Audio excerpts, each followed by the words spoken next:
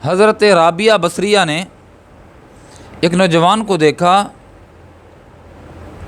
وہ جا رہا ہے اور اس کے سر کے اوپر پٹی بندھی ہوئی ہے۔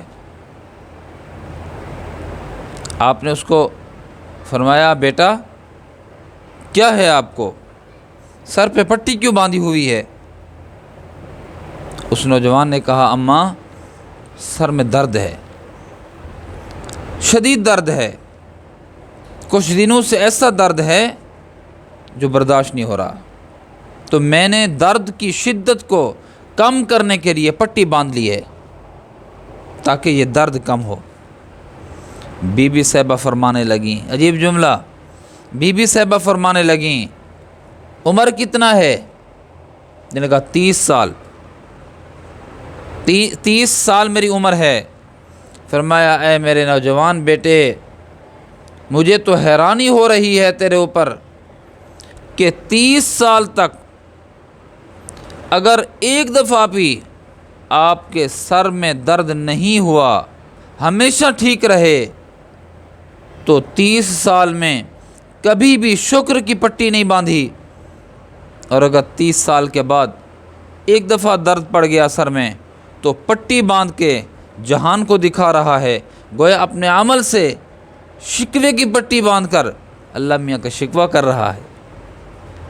میرے پیارے، ہم یہی نہیں کرتے کہ اللہ رب العزت کی نعمتیں کھاتے کھاتے ہماری دانت گھس چکے ہیں، لیکن کتنے افسوس کا مقام ہے کہ ہمارے دانت تو گھس چکے ہیں پر ہماری زبان کو جنبش نہیں آئی۔ اللہ تیرا شکر ہے، کبھی اپنے عمل سے ہم نے ظاہر نہیں کیا کہ یا اللہ تیرا شکر ہے، تو نے مجھے آنکھ کا نور عطا کیا، میں تیرا شکر ادا کرتا ہوں، اس کو غلط نہیں دکھاؤں گا۔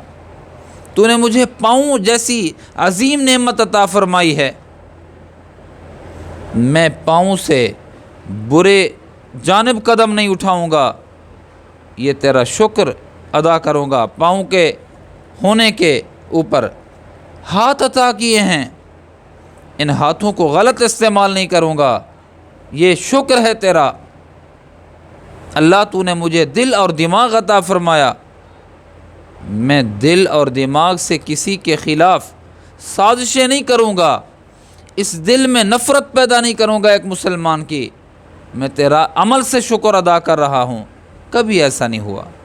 کیوں ایسا نہیں ہوا؟ کیوں ایسا نہیں ہوا؟ ہمارے اندر جذبہ ہی نہیں ہے کہ ہم اللہ کا شکر ادا کریں، ہم اللہ رب العزت کی نعمتوں کو دیکھیں اور پھر اللہ رب العزت کی نعمتوں کا شکر ادا کریں۔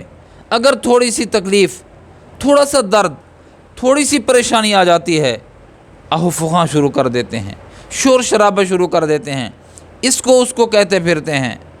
ارے اللہ رب العزت نے کتنی نعمتیں بغیر مانگے ہمیں عطا فرمائی ہیں، کبھی ہم سجدہ شکر بجا نہیں لائے، کبھی ایسا نہیں ہوا کہ ہم نے شکر کی پٹی باندھی ہو۔ درد اور تکلیف اور پریشانی کی صورت میں ہم فوری طور پر شکوے کی پٹی تو باندھ لیتے ہیں، کتنے افسوس کا مقام ہے۔